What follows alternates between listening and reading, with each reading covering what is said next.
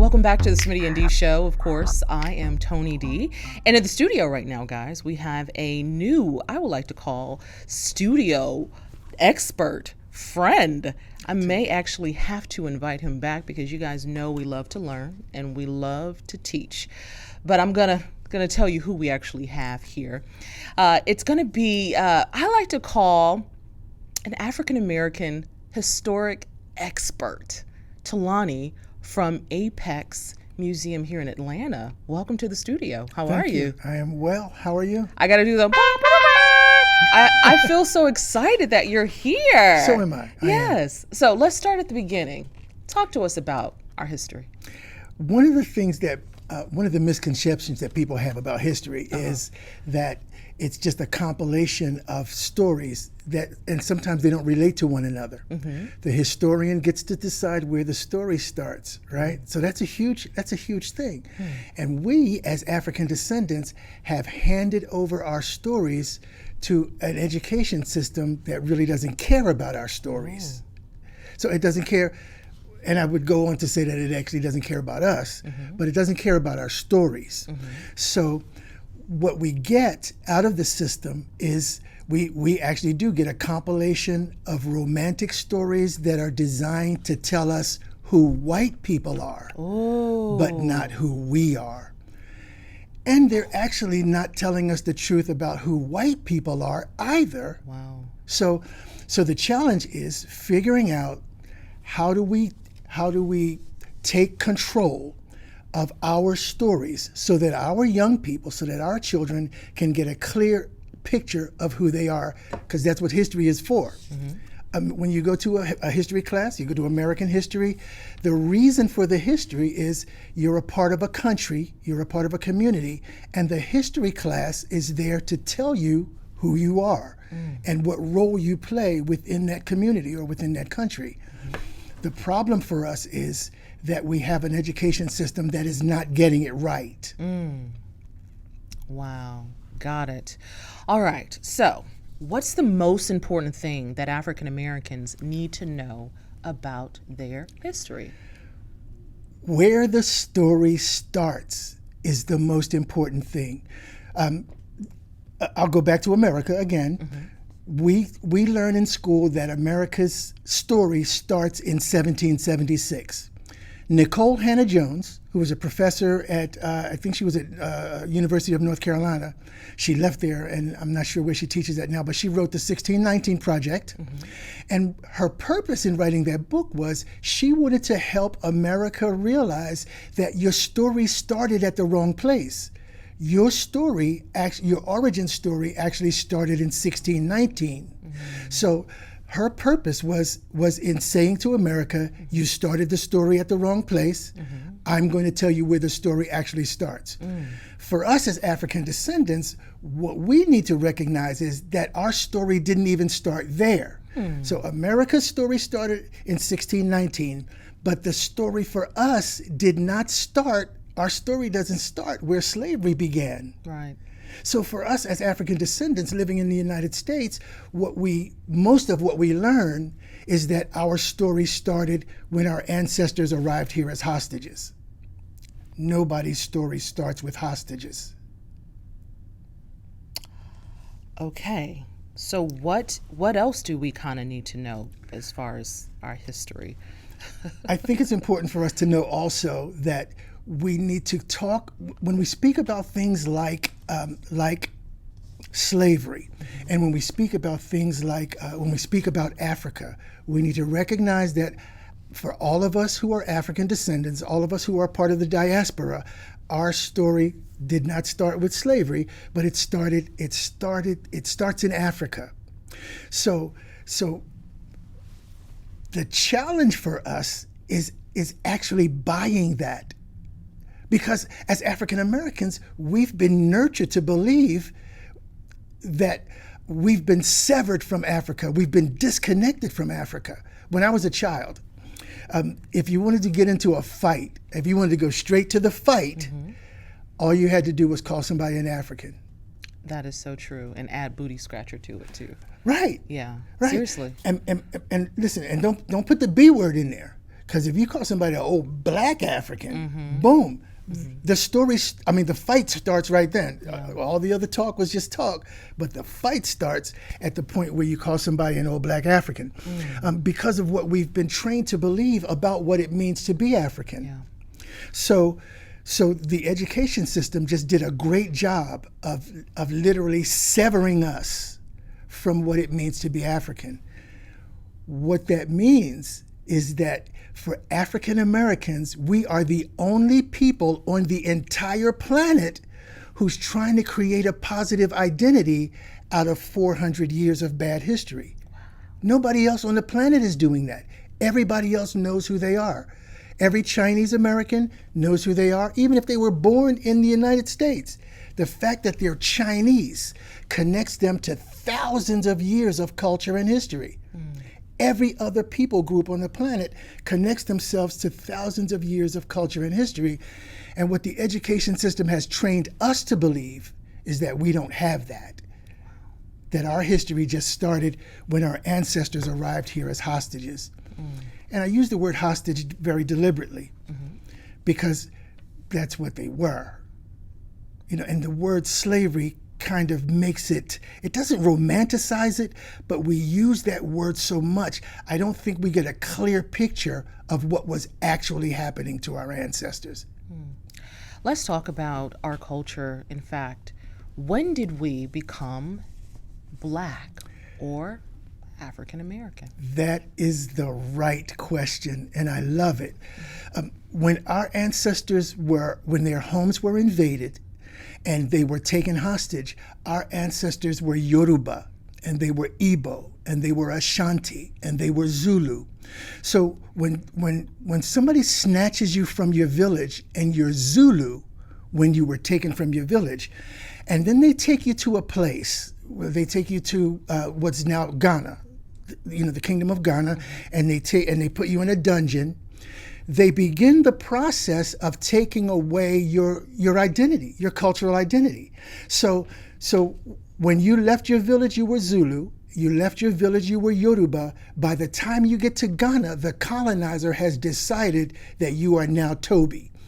And people who watch the movie Roots, you know what I'm talking about. Yeah. When Kunta Kinte was insisting that he is Kunta Kinte, and the slaver wanted to change his identity and make him admit or make him internalize or accept the identity of Toby. So that happened to our ancestors. You left your village, you were Yoruba, you were Zulu. By the time you get to Ghana, you're now whoever the colonizer says you are. By the time they put you onto a cargo ship, because it was a cargo ship, because there was no such thing as a slave ship. It was a cargo ship because our ancestors were cargo, simply black cargo. And so by the time you get onto a cargo ship, you are simply cargo negro. All of that identity was taken from you.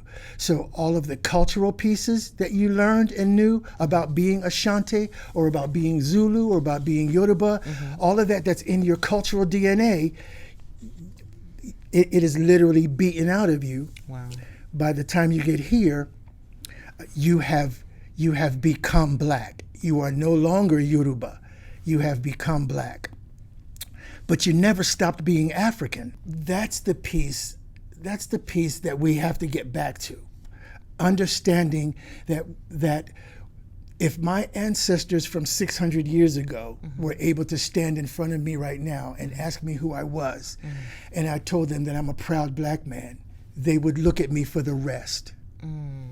But what's the rest? What's the rest of that? What's your tribal identity? Who are you? Because to them, the idea of being black is meaningless. When did we become African American?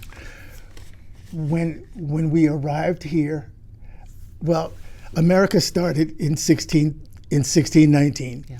Officially, with the Declaration of Independence and all of that, it actually became a thing in 1776. So America was born in 1776, and we were already here, but we were here before America was born.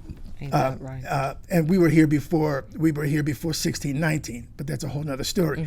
But So when the colonies became America, we became African American. We became Africans in America. So that's the piece that we are not getting. It's not just African American, but it's Africans in America. Wow. So can I give you the definition of Yes. colonialism? Yes, Listen, please. colonialism is a process. It's a process of aggression by a country, right, against a people that takes land, exploits resources, including the indigenous people of the land, which was us, and destroys indigenous culture, which again, they Tobyized us. So it destroys indigenous culture and then requires that the culture of the colonizer be accepted as the standard, which is why we are speaking English right now. Because the culture, colonialism demanded that the culture of the colonizer be accepted as the standard. So we became African Americans when America became America. We became Africans in America when our ancestors arrived here as hostages. We were Zulus in America. We were Yoruba in America. We were Igbo in America. But that's the part we forgot about, because the process of colonialism literally beat that out of us over generations, one generation after another, for a few centuries. As our ancestors were removed from Africa, Africa was removed from us. Did that make sense? Yeah, it does. But I have another question. When did white people become white? I love that question also, because white people don't realize how colonialism has impacted them also. Because one of the questions that I very often ask people when I'm doing tours at the Apex Museum, or even when I'm doing the anti-racism workshops with Roots of Justice, I will ask people, in 1492, when Columbus arrived here, when 1492, how many black people were there in Africa? In 1492, how many white people were there on the continent of Europe? 1492, how many Hispanics were on this continent? And in 1492, when Columbus arrived, how many Indians were here when he encountered them? And the answer is zero. There were zero Indians here because this is not India, regardless of what Columbus thought. This ain't India. So there were zero Indians here. There were zero Hispanics here in 1492 because the identity of Hispanic did not yet exist. So there were no Hispanics, Latinos, Latinx. The identity did not exist. There were zero black people on the continent of Europe in 1492 because that identity did not yet exist. And there were zero white people on the continent of Europe in 1492 because the identity of white did not yet exist. All of those identities are the invention of colonialism. All of them. Wow. White, black, Hispanic, all of those identities are made up identities in the service of the colonizer. What white people don't realize is they've never taken the opportunity to grieve the loss of their cultural distinctiveness. So their ancestors sold them out for the privilege of becoming white. Wow. When in 1676, 100 years before the signing of the Declaration of Independence, there was a rebellion. It was called Bacon's Rebellion. And after Bacon's Rebellion, Bacon was a white guy. And he gathered together with a number of African descendants. So they had a rebellion in Jamestown, Virginia, and it was successful. They overthrew the colony of Jamestown, Virginia, and then when the British sent some reinforcements in, they came back. They overtook Bacon, and what the planters realized was they did not want poor black people and poor white people working together ever again. So they invented the identity of white, and they said in their documents, land may be owned by white men only. So at one point, when the white guy recognized that we had more in common than he had with the rich landowner, now he has more in common with the rich landowner than he does with me, because at least he has the privilege of possibly becoming a landowner. I do not. So that was their way. It's called divide and rule. That was their way of dividing the working class from each other. And so now we're living in this, if it ain't broke, don't fix it. So we were permanently divided, white people and people of color, where what they handed to white people was the illusion of superiority. Right? So that's what they got. You sold your identity as French or British or Polish. You sold that identity for the identity of white. And then what you got for that was the illusion of superiority, which is one of the reasons why it is so difficult to dislodge white people from Trump. Wow. Because Trump provides for them. He continues to provide for them the illusion of superiority. And when they realize that that's all that they have, they don't really have any more than you or I, but what they have that sets them apart is the illusion of superiority, they will fight tooth and nail to hold on to that. That's kind of what January 6th was about. That's what we observed. That's what Charlottesville was about. White guys walking around with tiki torches, yelling about not being replaced. You will not replace us. Jews will not replace us. And so what we saw was an example of white male fear. That's what we saw at Charlottesville, and that's what we saw on January 6th. Let's talk about the process of slavery and the, is it the North Atlantic slave trade or something like that? What was the process? Can you describe to us what a African would go through over, let's say, 400 or 300 years? From going from Africa to even maybe going to Jamaica to be trained to be a slave, and then possibly, being picked out to come to America. One of the other things that African Americans should know is that we were not the first slaves on this continent. It actually was the indigenous people. And when the Spaniards did their business and basically almost decimated all of the indigenous people, they began using more Africans. But once our ancestors were snatched from their homes and taken to Ghana and put on a ship, that's the process of taking away your cultural distinctiveness that's already happening. You have now no longer Igbo, now you've become black. So now you wind up in places like Hispaniola, Haiti, right? You wind up in places like other places in the Caribbean. And you're literally being trained to be a hostage worker, a forced worker. So you're given barely enough food to survive, right? And there are so many of you, and you're so plentiful that it's easier for them to work you to death. That's how this first started out. Wow. I mean, it was literally easier for them to work you to death and then replace you with somebody else. So then they got the idea that, well, maybe we ought to do a little bit better, because what we've seen with the indigenous people is that the supply of indigenous people is not limitless. So we don't want to do to the Africans what we did to the indigenous people. So we actually have to start taking care of them.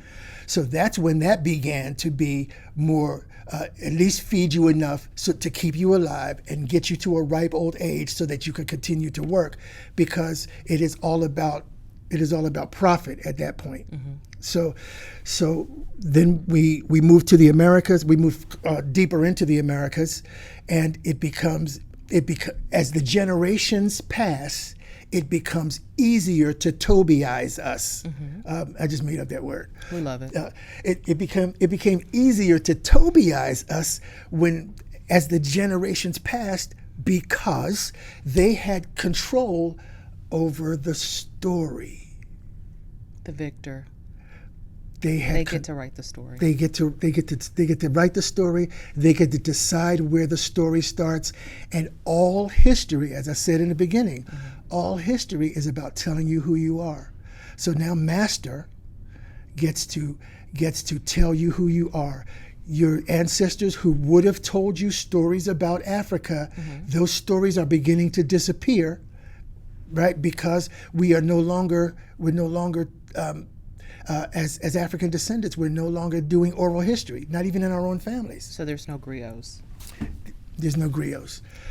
So, my next question, this might be a little controversial. How did religion play into slavery? I'm so sorry. That's the best question. That's the best question, because too often, religion takes itself out of the conversation to pretend that Christianity was complicit or complacent with white supremacist ideology, but Christianity is actually responsible for white supremacist ideology. How do you say that, Conrad? Yeah, Look, explain. in 1095, there was a guy named Urban. He was a pope, right? And he came up with he gave a speech because he was trying to start the Crusades. The Crusades started in 1096, but this is 1095. It's the year before, right? And they want to drive out the Ottomans from the Holy Land and all of that. And what he said to the monarchs of Europe was, "I'm giving you a process called terra nullius. Any piece of land that which in Latin means empty land, any piece of land that you come across that is not already ruled by Christians, you can nullify the existence of the people there. And then if you could pretend that the people aren't there, then that means that you discovered it." Wow. Right? So terra nullius was the process. So that was 1095. Then in 1453, the next pope, another pope, this because it's a few hundred years later, he took it a step further and he said, "I'm going to give you permission to vanquish, subdue, capture, and subjugate all pagans and enemies of Christ, and to render their persons to perpetual slavery." Right? So that was the church. So when you were in school and you asked your teacher if there were people here when Columbus arrived, how come we're saying that he discovered it? Right. Well, what your teacher either didn't know or wasn't allowed to tell you was about the doctrine of discovery. Because when Columbus got here, he understood that whole doctrine of discovery, and he understood the doctrine of terra nullius. So it doesn't matter how many indigenous people I see before me, the church has already told me that I can nullify their existence because they're not Catholic. So that means that I discovered it. So the fact that they still use the word discovered in school is basically giving tacit approval still to the Catholic Church for a doctrine they came out with in the 15th century, that literally nullified the existence of anybody who wasn't Catholic. There's an indigenous author named Newcomb, Steve Newcomb, and he says that with that document, the Catholic Church literally declared war on the rest of the world, on the entire non-Catholic world. So I said all of that to lay the framework for white supremacist ideology, because it started as religious superiority, but it started in Europe, and so religious superiority was the embryo of white supremacy. So now this goes back to where the story starts. Too often when we think about white supremacy, we want to start the story in the Deep South, but that's the wrong place to start the story. Because the story starts with the church back in the 11th century. Wow. So coming to, I guess, today's time with religion and why, well, I guess the biggest question is, why are there so many African Americans that are now Christian? Wow. Yeah, that's another good question. One of the things that our people began to do when they were able to read the Bible for themselves, they began to understand that all of that y'all are doing, and all of that y'all been telling us, that's not the Bible. That's not God. That's not Jesus. So our people literally began to understand that the Christianity that the so-called slave master was imposing on us was absolutely not the Christianity of the Bible. Bishop Desmond Tutu actually made an observation about that the Bible itself is a book of liberation. It's a liberating book. It's not a slave master book. But one of the ways that they kept us ignorant was they actually invented a slave Bible where they took out all of the powerful pieces. What? Yeah. There was actually they actually published a slave Bible, and and they took out much of the stuff that would make slaves want to rebel. Exactly. And fight for rights. Exactly. Wow. Yeah. Fascinating. Yeah. Interesting. Very, very interesting. Okay, so we've got some stuff going on right now in social media. Oh.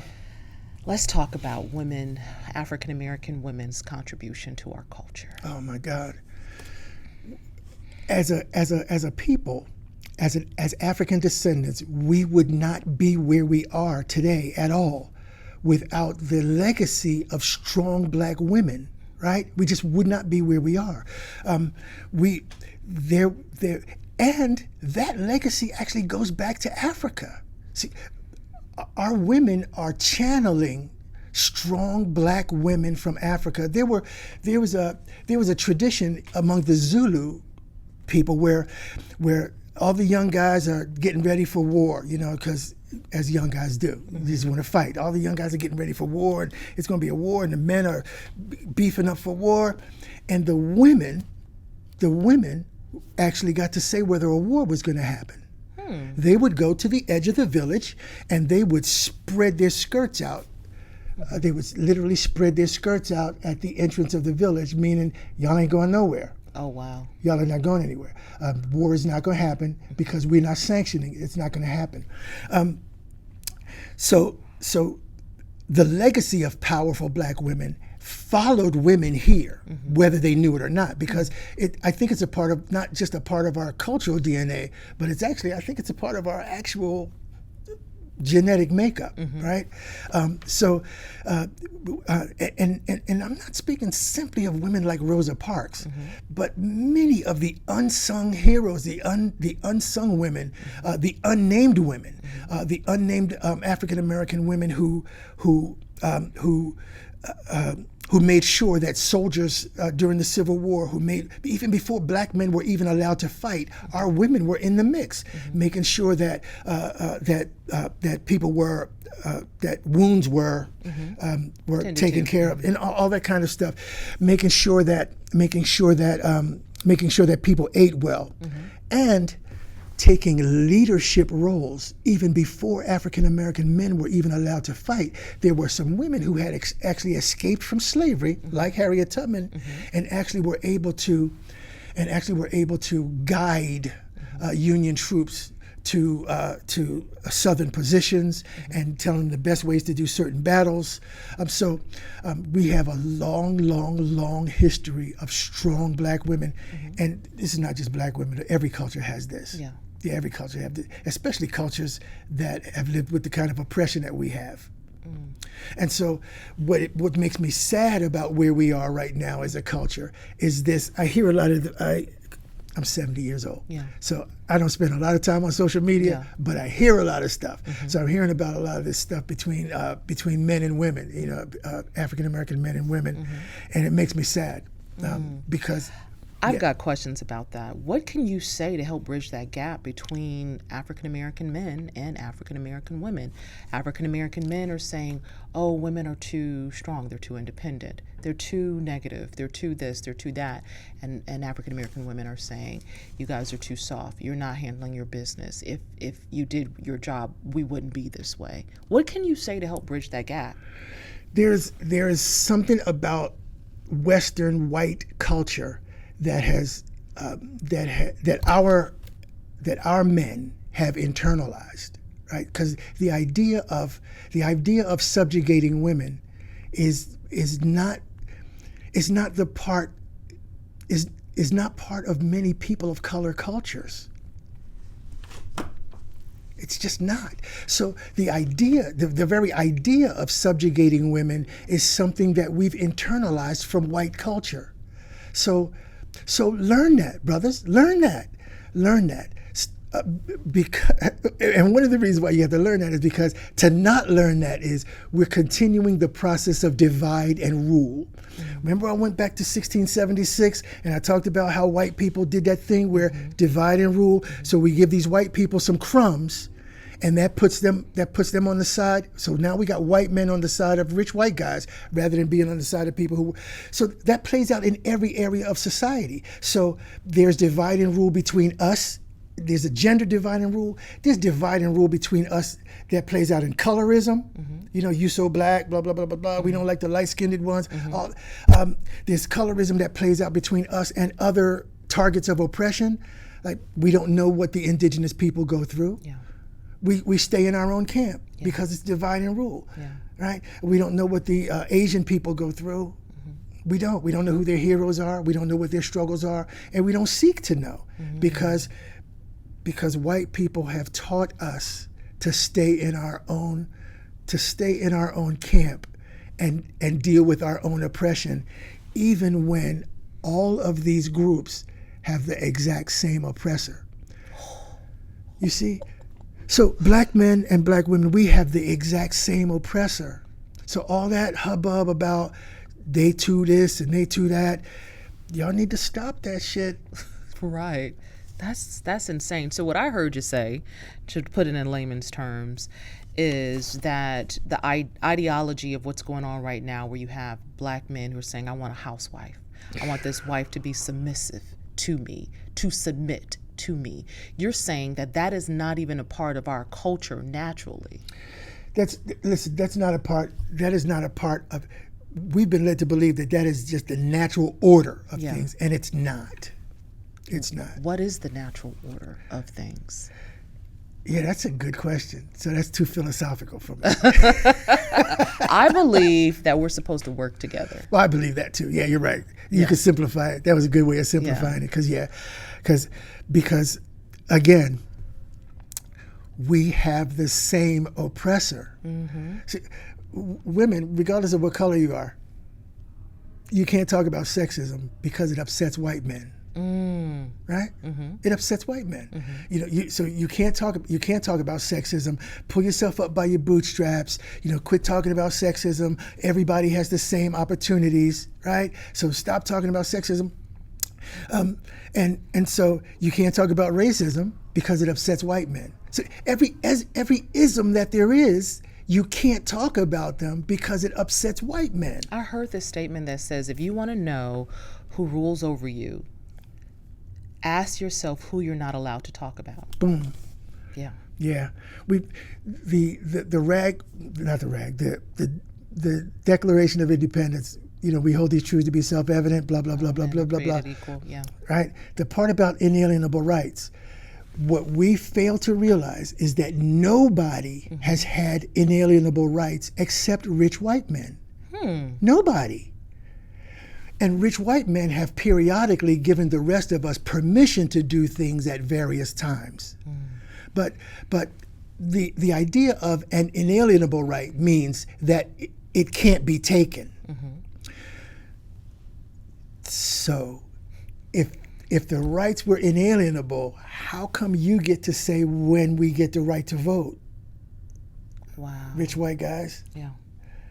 You know, how come you get to say whether women have autonomy over their bodies? Ooh. How come you get to say that, rich white guys? And listen, ooh, surprise. And we've not moved from where we were in 1787. In 1787, we had a room full of rich white men who were deciding who would have the right to vote.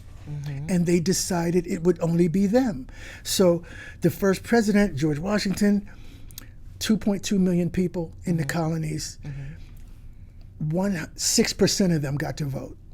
So the first president was actually voted into office with 6% of the population. So that means 94% of the people who were there were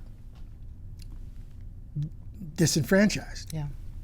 So, so if you look at the Senate today, we still have a room full of rich white guys telling everybody what they have permission to do, because permission is different than a right. If we have a right, then you can't take it away.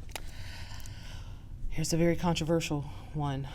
Let's talk about reparations for slavery and all of that stuff. What's your take? The root word is repair. The root word is to repair. Is that what reparations mean? Right. Yeah. The root word to that is to repair, to make right. Mm-hmm. And so what I try to spend my energy talking to us about is playing our role in our own liberation, in our own reparation. Because what role do we have in it? Because while our ancestors were taken hostage and forced to work on forced labor camps, and so now you owe us something for that. But what role do we play in reclaiming our cultural distinctiveness? The idea of putting the rest of the stuff in that hyphen. Because if we're when the Chinese people look at themselves and they're Chinese hyphen American, within the hyphen is thousands of years of culture and history.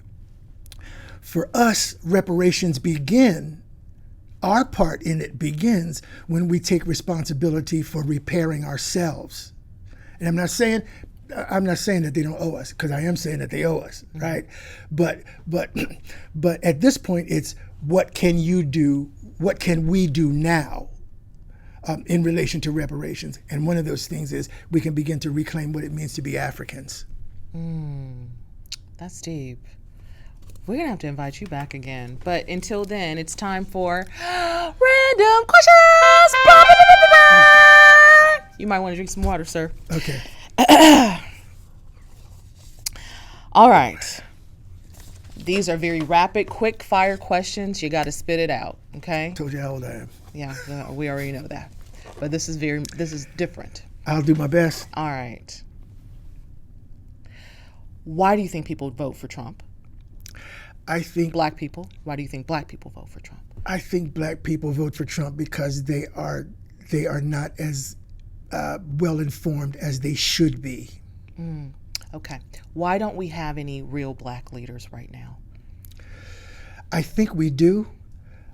I think they exist, but I don't think that they have the platform that they deserve, because we're looking for somebody else to prop them up for us and tell us who our leaders are. But we've always had people with leadership qualities in our communities, and they are dying, not dying, but they are hungry for the opportunity to be the leaders that they want to be, but they don't know how to get the platform. They don't know how to prop themselves up. They don't know how to promote themselves. But those leaders exist.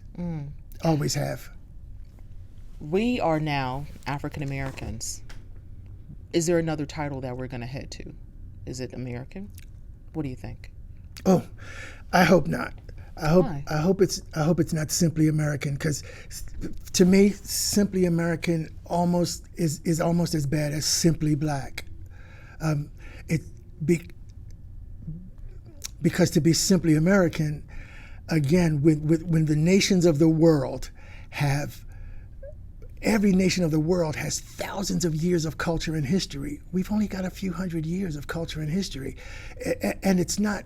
So I don't see any value in everybody in America disavowing the thousands of years of culture and history that we bring to this country. That's supposed to be a welcoming place for all cultures. Why do you have to lose your culture when you get here and become simply American? I don't think that's a good thing for anybody. I don't even think that's a good thing for white people. I think it's bad for white people. White people don't know who they are. Can black people be racist? I don't think so. Why? Because there's a difference between racism and prejudice. Black people can be prejudiced, because everybody can be prejudiced, but racism actually requires power. It requires the ability to control, because racism is about control. It's about control and access. It's just like sexism. Every ism is about control and access, or controlling access.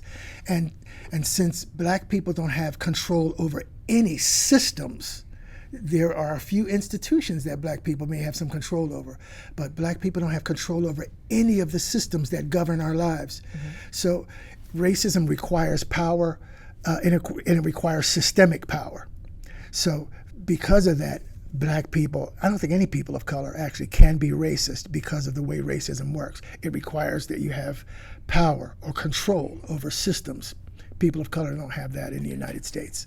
Why do we recognize only one part of ourselves when we know that we are mixed with white? Yeah, it's the one drop rule.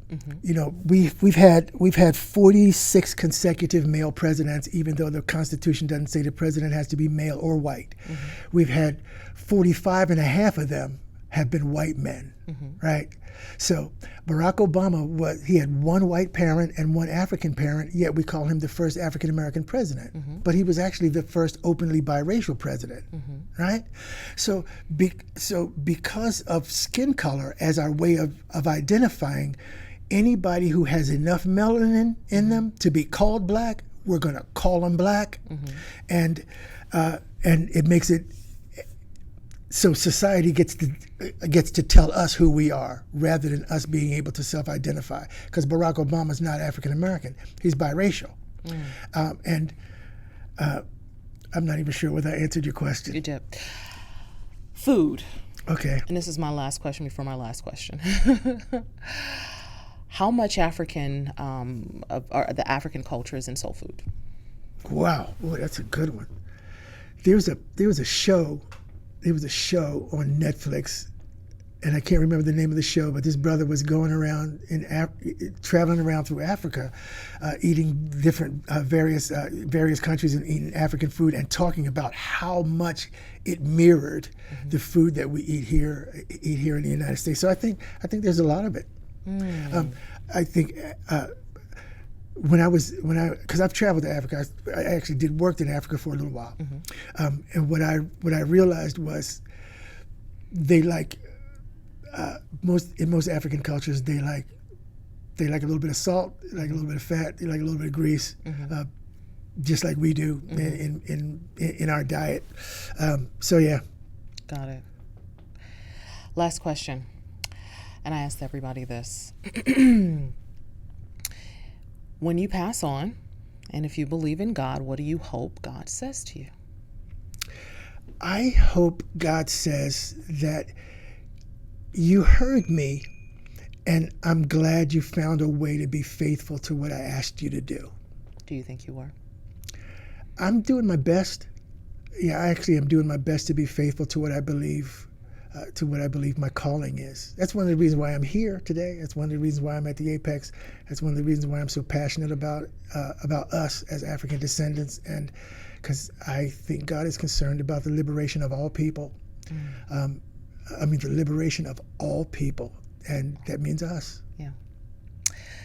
Tell our viewers, camera, where they can find you. You could find me on the Roots of Justice website, actually, rootsofjusticetraining.org. You could find me on the Wider Stand website. Also, I do work with that organization. And you could also find me at the Apex Museum, the African American Panoramic Experience in Atlanta, Georgia, where I actually do walking tours. Oh, that is awesome. Thank you, Tulani. We appreciate it. And I definitely will have to invite you back. I think you're going to be our expert historian. Look, thank you so much for letting me come here and ramble. I love it. All right, guys. Well, that'll wrap it up for us. Make sure you guys subscribe, like, comment, and share. We've had such a historic learning day, but if you want to get in contact with us directly, you can reach out to us at info@smittynd.com. Again, that's info@smittynd.com. And again, thank you to Tulani from Apex Museum. This has been a really terrific day. I appreciate it. Thank you so much. I've enjoyed this so much. Thank you. All right, guys. Well, until next time, take care of one another.